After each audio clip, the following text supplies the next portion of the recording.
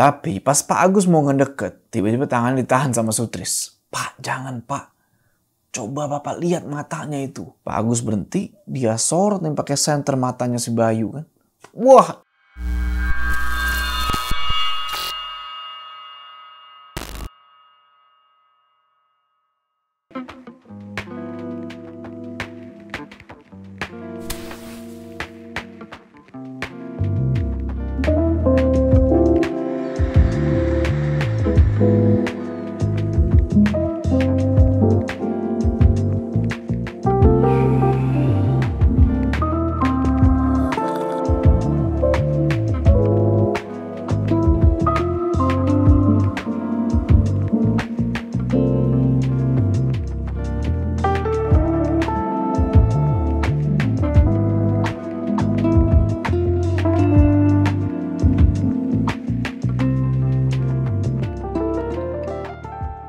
Ya, assalamualaikum teman-teman, balik lagi sama gue Joe. Apa kabar kalian semua? Semoga kalian semua nonton video ini diberikan kesehatan, dilancarkan rezeki dan selalu dimudahkan urusan dan selalu dilindungi dari segala macam bahaya di dunia ini. Sekarang udah jam 1 bro, jam 1.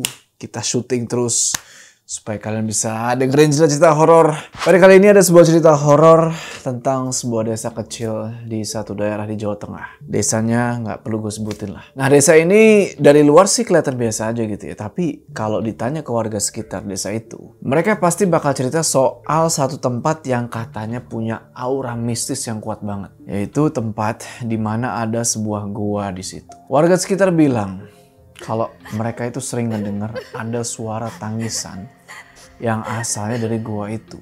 Jadi gini ceritanya, ada seorang anak laki-laki namanya Bayu. Dia terpaksa liburan di rumah neneknya di desa itu. Bayu awalnya nggak pengen stay lama-lama di situ, tapi semua berubah ketika dia ketemu anak tetangga nih, namanya Sutris. Jadi Bayu ini udah mulai bete bro di rumah neneknya. HP lowbat, listrik kadang mati, kadang hidup gitu kan, nggak ada yang bisa dilakuin lah di situ. Selain ya udahlah, diem aja udah. Sampai akhirnya biar nggak bete gitu, neneknya ngenalin si Bayu ini ke anak tetangga, namanya Sutris. Di sebelah ada anak kecil seumuran kamu. Dia sering main di sekitar sini. Kamu nggak bakal bosen kalau udah kenal dia. Awalnya Bayu ragu nih, tapi begitu udah dikenalin sama si Sutris, wah ternyata nih anak asik, gampang akrab gitu lah kan. Nah, di situ Sutris ngajak Bayu ini main namanya itu permainan petik kenitu. Nah, mungkin kalian bertanya-tanya, kenitu itu apaan? Belum sempet Bayu nanya soal itu, Sutris sudah narik tangannya si Bayu nih, diajak tuh si Bayu cabut dari rumah neneknya Bayu. Dari belakang neneknya sempet ngingetin, pokoknya jangan ke sungai ya. Tapi nih anak dua emang bandel gitu, nggak ngegubris nih omongan si nenek ini. Mereka terus lari tuh sambil happy, ayo ini pasti seru. Bayu sih ikut aja kan, yang dipikir ya udahlah, mumpung ada yang ngajak main nih daripada bete di rumah. Tapi yang Bayu nggak tahu, permainan mereka sore itu bakal ngebawa mereka menemukan sesuatu yang nggak pernah mereka duga-duga sebelumnya. Apa itu? Tonton video ini terus. Kita nggak usah lama-lama lagi, udah siap mode horor aktif.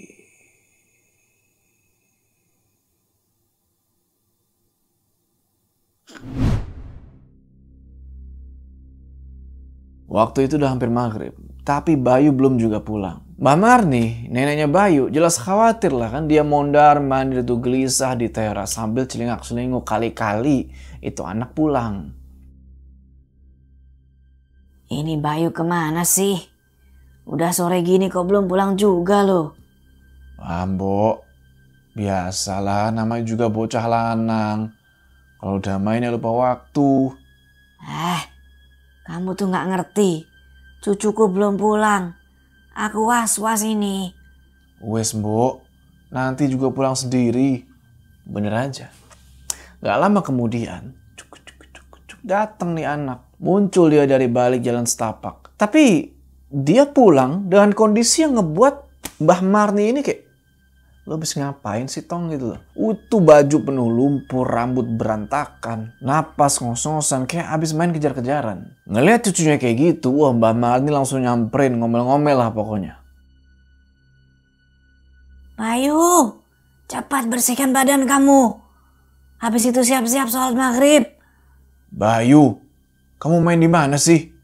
Lihat tuh badanmu kotor semua. Langsung ditarik tuh tangannya Bayu kan, diajak tuh masuk ke dalam rumah. Nah, pas Mbah Marni mau ikut masuk juga, nggak tahu kenapa mendadak nenek ini ngerasa ada yang aneh. Kayak ada yang ngeliatin beliau dari jauh, dari arah jalanan gelap di ujung desa. Buru-burulah dia istighfar, astagfirullah, salah kali kan. Udahlah, habis itu beliau masuk tuh ke dalam rumah. Malam harinya semua udah pada kumpul tuh di meja makan, kecuali si Bayu. Ini aneh nih. Ini nggak kayak biasanya. Akhirnya Mbah Marni nyuruh Pak Agus tuh buat manggilin Bayu di kamar. Suruh makan dulu gitu kan. Panggilin coba. Pak Agus langsung berdiri tuh. Dia jalan ke kamarnya Bayu. Singkat cerita, sampai depan kamarnya Bayu, pas dia mau buka pintu kamar, sret. Si Bayu itu ternyata lagi di atas kasur. Lagi selimutan tuh dari ujung kepala sampai ujung kaki. Pak Agus ajakin lah kan. Bayu, ayo makan dulu. Kamu kan dari tadi belum makan gitu kan. Tapi si Bayu di sini malah bilang, pergi, diusir bapaknya. Padahal di situ Pak Agus dengan nada santai, dia coba buat ngajakin anaknya makan. Di situ Pak Agus mikir, oh mungkin ini anak baper. Gitu kan, pulang sore-sore baju kotor diomelin. Ya udah Pak Agus coba buat nyantai di situ. Dia ngomong dengan lebih lembut, Bayu, ayo makan dulu. Kamu masih kesel ya gara-gara tadi. Ayo keluar dulu kita makan bareng. Pelan-pelan Bayu turunin tuh selimutnya. Nah, di sini dia nih kelihatan bingung. Dia celingak-selinguk ke seling kamar kayak lagi nyari sesuatu. Ditanyalah sama Pak Agus kan, kamu kenapa Bay? Si Bayu jawab, oh enggak ya, tadi habis mimpi buruk. Nggak tahu nih anak bohong apa enggak. Tapi ya udahlah, mungkin dia ini habis mimpi buruk emang. Habis itu mereka berdua pergi nih ke meja makan.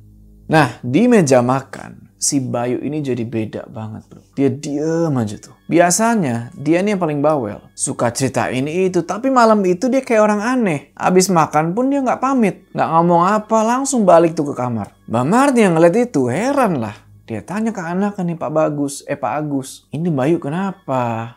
Kok diem aja? Biasanya ngoceh gitu kan. Tapi Pak Agus bilang, ya Mbok mungkin capek kali. Kan dia habis main seharian. Singkat cerita, sekitar jam 11-an dari luar tiba-tiba kedengeran nih suara pentungan dipukul-pukul kencang tuh.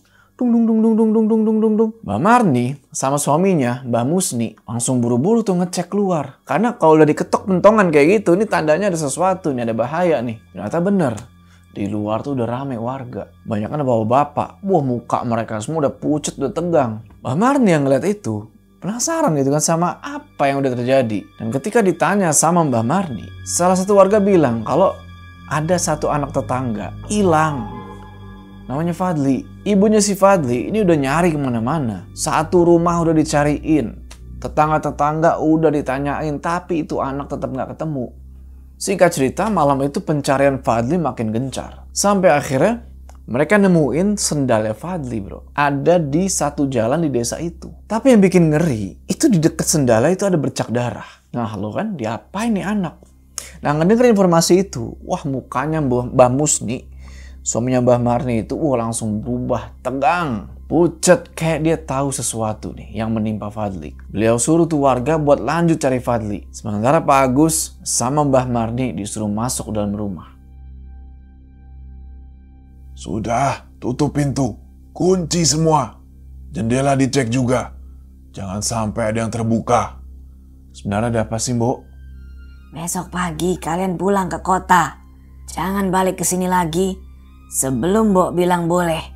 Abis ngomong kayak gitu, persis gak ada satu detik tiba-tiba dari arah kamar Bayu kedengeran suara teriakan. Wah, ayah! Wah, langsung pada lari lah tuh kan ke kamar Bayu. Pas sampai dan mau dibuka itu pintu, ternyata pintunya itu kekunci dari dalam. Aneh, perasaan gak pernah kunci pintu. Karena Pak Agus sudah terlanjur panik, dia dobrak lah itu pintu. Begitu pintu itu kebuka, wih, itu si Bayu udah ngeletak di lantai. Gak sadarin diri. Wah, badannya dia udah keringetan semua tuh. Pak Agus langsung coba sadarin si Bayu. Dan di sini, tiba-tiba jendela yang ada di pojokan kamar, kebuka tuh. Mbah Marni yang dari tadi udah punya firasat nggak enak, langsung melangkah pelan-pelan ke jendela itu, terus dia lihat keluar. Pak Agus nggak tahu apa yang Mbah Marni lihat, tapi dia ngedenger Mbah Marni ngomong kayak gini. Itu benar dia. Tapi siapa yang panggil? Ini kerjaan dia. Aku masih ingat tanda-tandanya.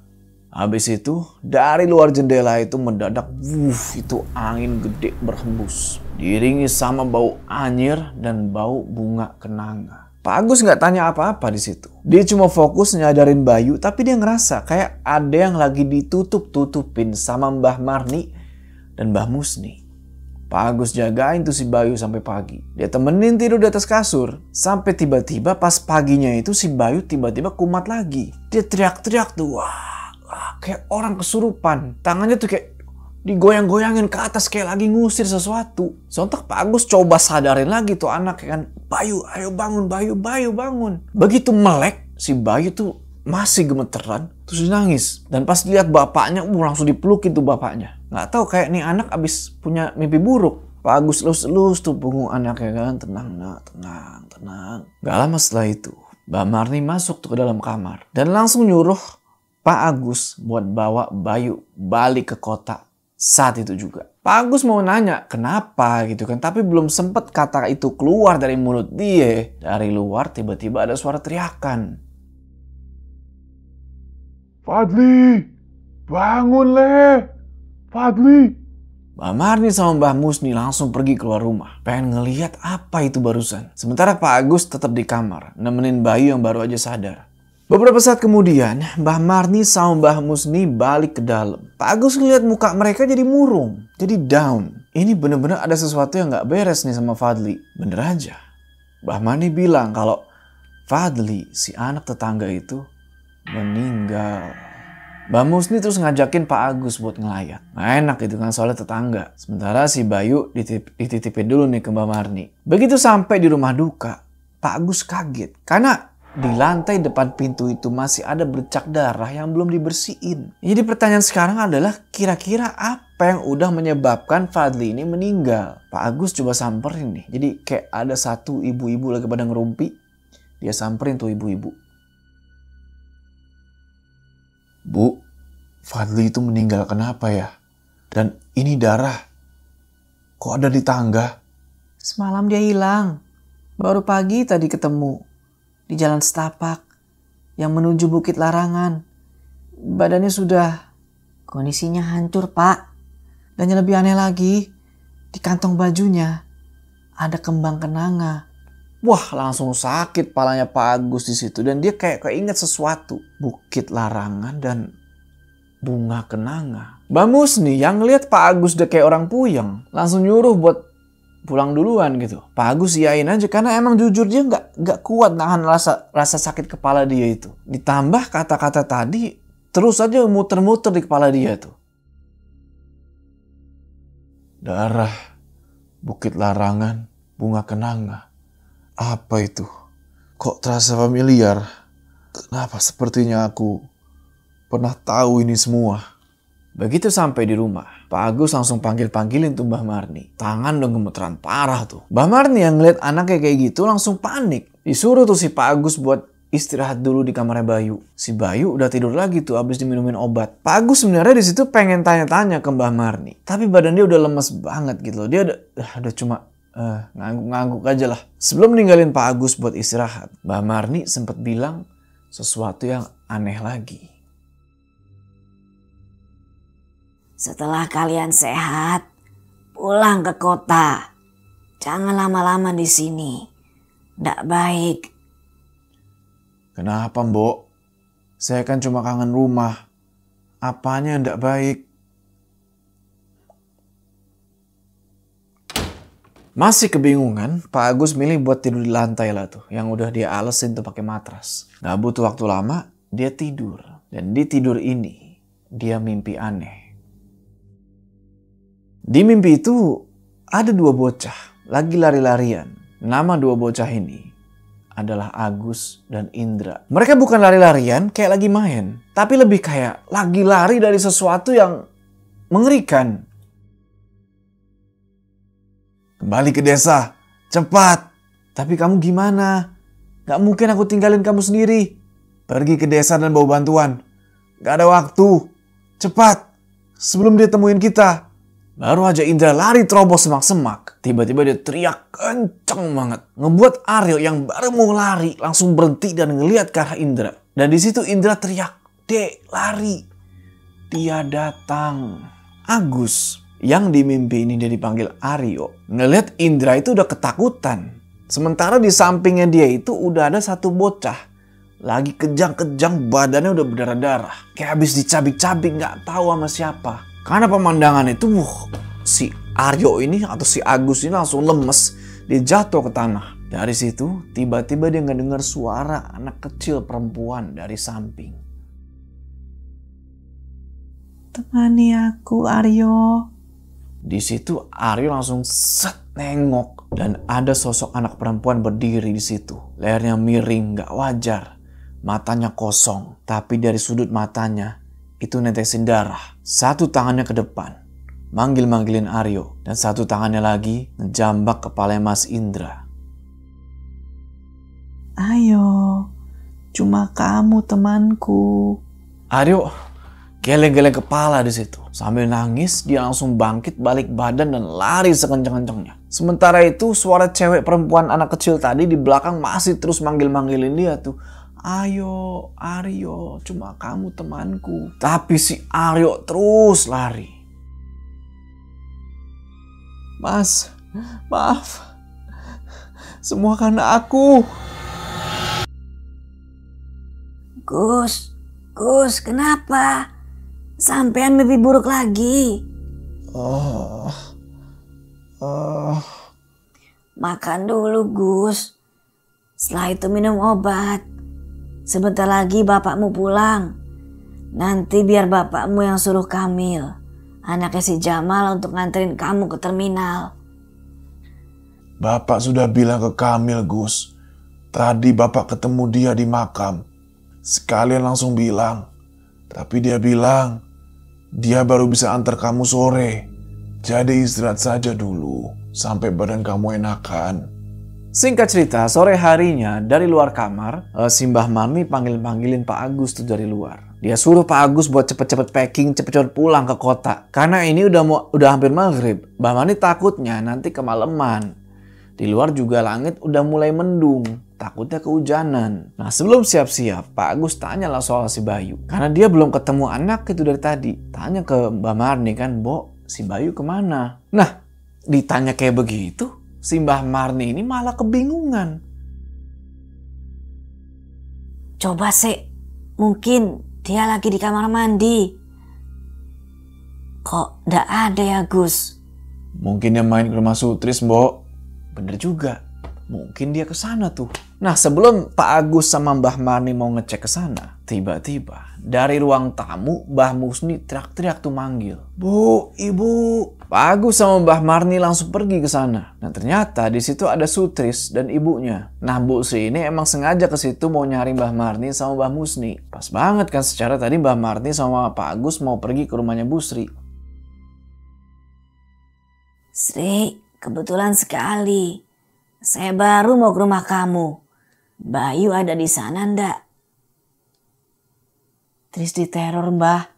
Tolong kasih tahu aku. Harus gimana buat nyelamatin anakku? Diteror siapa, Mbak? Aku pernah dengar cerita soal anak-anak sampean, Mbah. Gimana caranya lepas dari teror kematian? Pak, cepat cari Bayu. Ajak warga untuk bantu cari. Kamu, Leh, coba cerita. Sebenarnya ada apa? Di situ Sutris akhirnya buka suara. Dia bilang kalau tadi sore dia main sebuah permainan sama si Bayu. Tapi Bayu ini bosenan, gak cukup main di satu tempat. Sutris diajak buat ke bukit larangan itu. Sutris udah coba buat nolak, tapi Bayu tetap maksa. Iya, Sutris gak punya pilihan lain selain ikut. Soalnya dia juga gak tega ngebiarin Bayu sendirian di tempat kayak begitu. Sampai di sana, Bayu malah nemuin sesuatu, yaitu boneka jerami. Edannya adalah gak tahu apa yang merasuki si Bayu waktu itu. Pakai itu boneka jerami, si Bayu ngajakin Sutris buat main jelangkung. Astagfirullah. Kenapa kalian bisa seceroboh ini? Boneka itu. Di dalam boneka itu dia dikurung. Kenapa bisa Bayu temukan boneka itu? Mbok, ini apa? Jelaskan semuanya, Mbok. Kenapa perempuan ini ngomong soal anak-anak sampean? Anak sampean kan cuma aku. Siapa Aryo? Mungkin sudah waktunya Mbok cerita semuanya ke kamu, Nduk.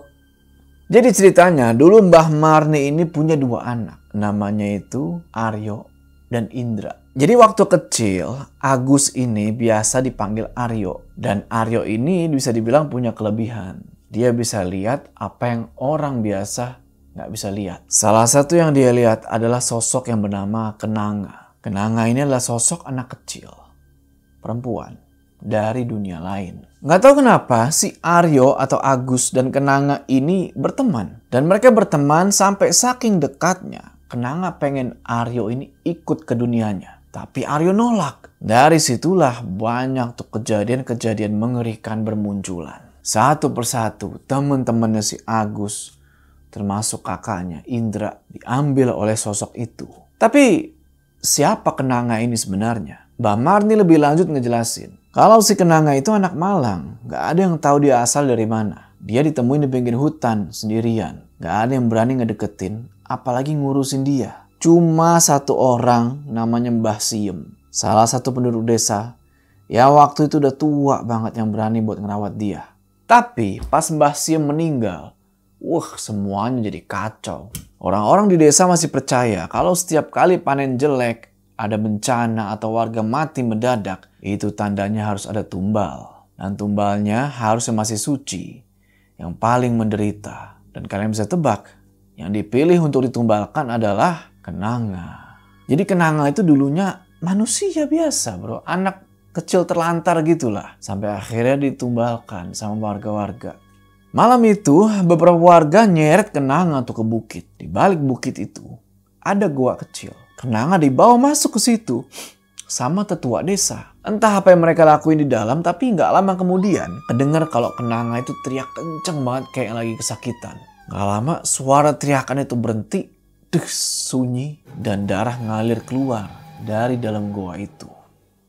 Mbah Marni yang waktu itu masih muda ngelihat semua kejadian itu. Dan dia nggak bisa ngapa-ngapain, cuma bisa nangis ketakutan. Dan setelah malam itu, desa nggak pernah tenang lagi. Dan Kenanga balik ke desa itu dengan wujud yang mengerikan. Dan dia meneror warga. Berkali-kali dukun, tetua desa coba ngelakuin ritual buat ngusir si Kenanga ini. Tapi nggak pernah ada yang berhasil. Sampai akhirnya satu persatu dukun dan tetua desa itu mati. Baru setelah itu Kenanga mulai tenang.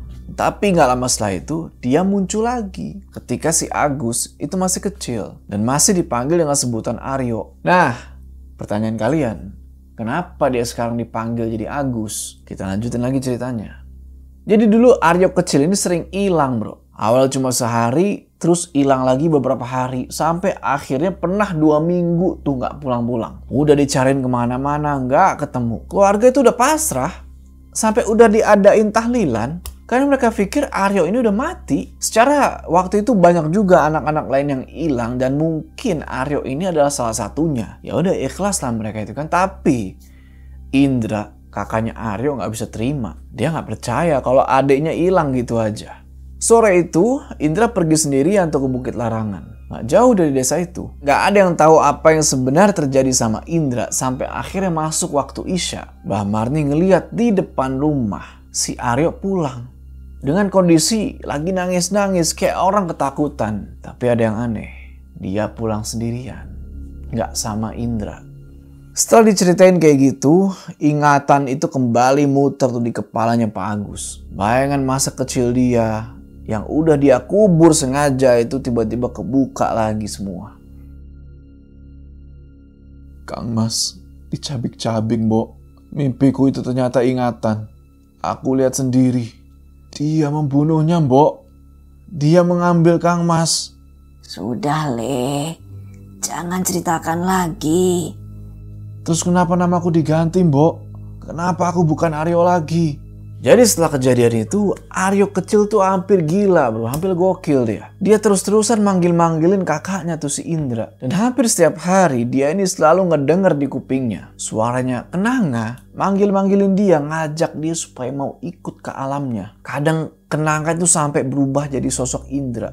Ngerayu Aryo buat ikut. Nah, Usaha Mbah Marni sama Mbah Musni buat ngelindungin Aryo adalah Aryo ini mesti ngelupain semuanya, termasuk nama dia sendiri. Dulu, Aryo kecil tuh mesti sampai dipasung. Mbah Marni kesana kemari udah cari tabib, ustadz, dokter, siapapun lah yang bisa nolongin Aryo lepas dari makhluk itu. Dan itu udah berkali-kali dicari-cari, tapi nggak ada yang bisa. Sampai akhirnya ketika udah mau nyerah banget ini, Mbah Marni ketemu sama orang tua dari kota yang katanya bisa bantu. Orang tua ini nggak mau disebut namanya. Tapi yang pasti, beliau akhirnya berhasil nutup mata batinnya Aryo dan mutusin ikatan sama Kenanga. Sejak saat itu Aryo mulai membaik. Nggak ada lagi hal-hal aneh. Dan bukan cuma bantuin Aryo, orang tua misterius itu pun juga ngebantu warga-warga desa supaya mereka lepas dari teror yang Kenanga bawa. Nggak tahu gimana caranya, beliau ini, si orang tua ini berhasil ngurung Kenanga. Dimasukin ke dalam boneka jerami. Terus dia ikat boneka itu di satu pasak. Dan dia tancepin di gua yang ada di bukit itu. Tempat dimana Kenanga dulu ditumbalkan. Atas saran orang tua itu juga, akhirnya Mbah Marni ngeganti namanya si Aryo ini jadi Agus. Buat jaga-jaga kalau suatu saat hal ini terulang. Setidaknya ya Kenanga nggak bakal ngenalin Aryo yang sekarang udah berubah jadi Agus. Itu berarti Bayu dalam bahaya kan, Bo? Mbak Sri, aku boleh bawa Sutris buat nunjukin jalan. Jangan bawa dia, Kang. Bahaya. Aku bisa dengar suaranya, Pak. Dia panggil-panggil aku. Aku takut. Yang mulai ini mereka berdua, Mbak. Aku harus selesaikan. Mbah Marni coba tahan Agus. Karena dia takut kalau Pak Agus ini pergi, dia nggak bakal balik lagi. Sama kayak Indra dulu. Tapi Pak Agus udah mutusin kalau dia nggak bisa diam aja. Bayu itu anak satu-satunya yang masih dia punya. Kakaknya udah meninggal, terus istrinya juga. Ya dia nggak mau kehilangan siapa-siapa lagi. Ngelihat tekadnya Pak Agus yang udah nggak bisa digoyahin, yang Mbah Marni sama Mbah Musni cuma bisa pasrah. Kembali dengan selamat ya, Le. Jangan pergi seperti masmu dulu. Waktu itu sore, udah hampir maghrib. Pak Agus sama Sutris buru-buru jalan, ngelewatin jalan setapak tuh ke arah bukit. Sampai di perbatasan hutan. Mereka ngelihat beberapa warga udah pada ngumpul tuh sambil bawa kentongan. Di sana juga ada Mbah Musni. Ngelihat Pak Agus, awalnya beliau ini kelihatan ragu. Tapi karena tekadnya Pak Agus yang udah kuat banget, ya Mbak Musni nggak ada pilihan lain selain ngedukung penuh anaknya itu. Pak Agus juga cerita kalau dia udah ingat semua kenangan buruk yang dulu dia alami. Sampean benar, ndak apa-apa. Iya Pak, doakan Agus ya. Berbekal senter, Agus mulai jalan tuh masuk ke dalam hutan. Tujuan dia adalah goa, tempat dulu Kenanga ditumbalin. Sutris, dia maju tungan ngikutin dari belakang. Pak Agus bilang, Sutris, jangan lepaskan tangan saya. Apapun yang terjadi. Iya Pak Le. Mereka terus jalan tuh sambil nyorotin senter sana kemari. Semakin lama, semakin dekat ke arah gua itu. Yang dilihat waktu itu, pokoknya suasana hutan yang gelap dan hening. Bayu, ini ayah, Nak. Gak ada jawaban apa-apa. Cuma kedengeran suara burung hantu yang dari tadi bunyi. Ku. Sampai akhirnya, tiba-tiba si Sutris manggil Pak Agus dan dia nunjukin ke satu arah. Pak Le, itu Pak Le. Di tepi goa yang dimaksud berdiri sosok anak kecil. Nggak salah lagi, itu Bayu. Pak Agus langsung buru-buru tuh ngedeket ke si Bayu. Karena tempat dia berdiri tuh bahaya. Dia bisa kepleset, jatuh terus. Tapi pas Pak Agus mau ngedeket, tiba-tiba tangannya ditahan sama Sutris. Pak, jangan Pak. Coba Bapak lihat matanya itu. Pak Agus berhenti, dia sorot yang pakai senter matanya si Bayu kan. Wah, itu putih semua bro. Terus si Bayu ini senyum. Kalian semua udah tahu kan? Siapa yang merasuki Bayu? Kenanga, keluar dari tubuh anakku. Kembalikan dia kepadaku. Aku nggak mau. Bayu lebih lucu daripada kamu, Agus. Aku suka dia. Habis itu bro, Si Bayu yang kerasukan ini merangkak, tapi kebalik. Jadi Kayang terus mukanya ngarah ke Pak Agus. Dan dia naik ke pohon di belakangnya. Wah, Pak Agus yang lain itu langsung, Bayu, berhenti. Tapi sosok Bayu yang udah kerasukan itu cuma ketawa-ketawa aja.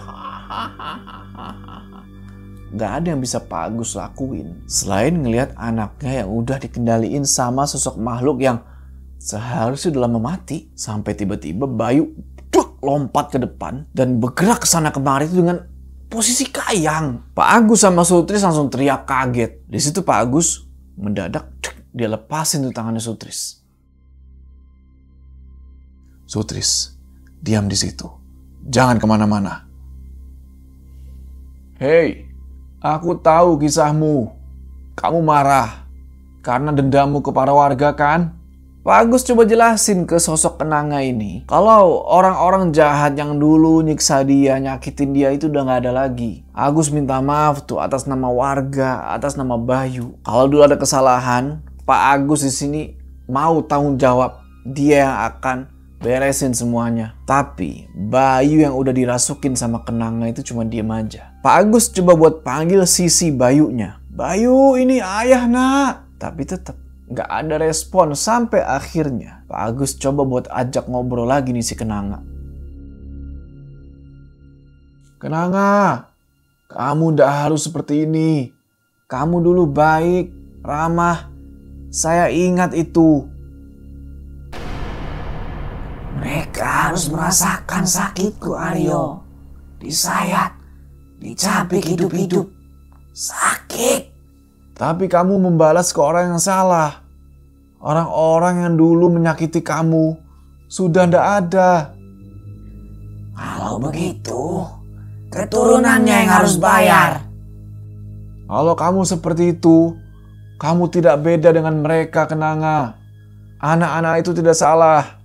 Mereka bahkan tidak tahu apa-apa soal kejadian dulu. Gak lama kemudian, tiba-tiba, itu Pak Agus ngerasa alisnya itu berdenyut. Rasanya nyeri banget ngebuat pandangan dia buram. Dia merem tuh kan sambil ngerasa sakit sampai dia coba buat buka mata. Dia lihat ke sekeliling. Anehnya sekarang suasana udah beda. Suasana yang tadinya sepi sekarang mendadak rame. Rame sama muka-muka anak kecil yang gak dia kenal. Tapi ada satu sosok di antara sosok-sosok itu yang familiar. Sosok itu ngomong ke Pak Agus. Aryo, kamu sudah besar. Cepat bawa anakmu pergi dari tempat ini. Agus ngangguk dan dia celingak-celinguk sana kemari coba buat cari titik lemah dari sosok Kenanga itu. Sampai dia keinget satu hal. Apa? Boneka jerami itu. Sontak dia rogoh kantong, diambil korek, dia jatoin ke tanah. Gak tahu maksudnya apa. Di sini dia suruh Sutris buat lari. Sutris ambil korek yang dijatuhin tadi, terus dia lari tunggang langgang tuh sampai ke sandung-sandung sampai jatuh-jatuh. Tapi sekuat tenaga dia bangkit dan coba buat terus lari. Setelah Sutris sudah agak jauh, Pak Agus natap lagi ke arah Bayu yang dirasuki sama Kenanga dan bilang, keluarlah dari tubuhnya. Aku rindu kamu, Kenanga. Sosok kamu yang dulu. Habis ngomong gitu, dari ubun-ubunnya Bayu ini keluar asap hitam. Dan setelah itu Bayu oleng, dia jatuh ke tanah, pingsan. Gak lama dari asap hitam itu ngebentuk sosok Kenanga itu. Dengan wujud gadis cantik.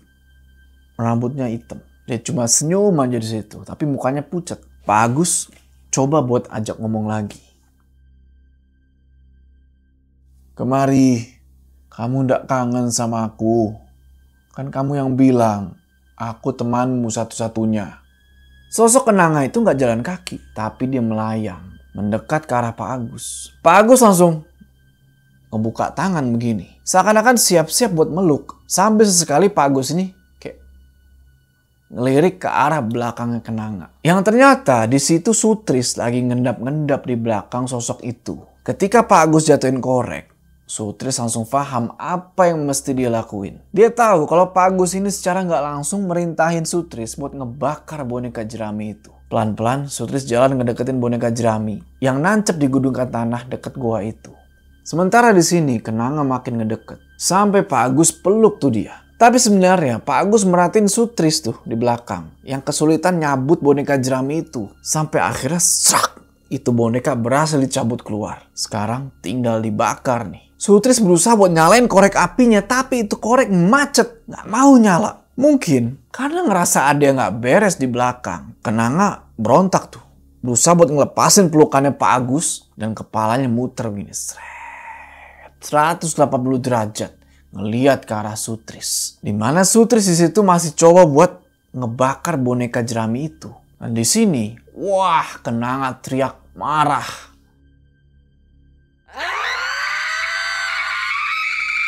Dia hempasin tuh Pak Agus sampai kelempar. Di situ Kenanga yang awalnya berwujud gadis cantik rambut panjang langsung berubah.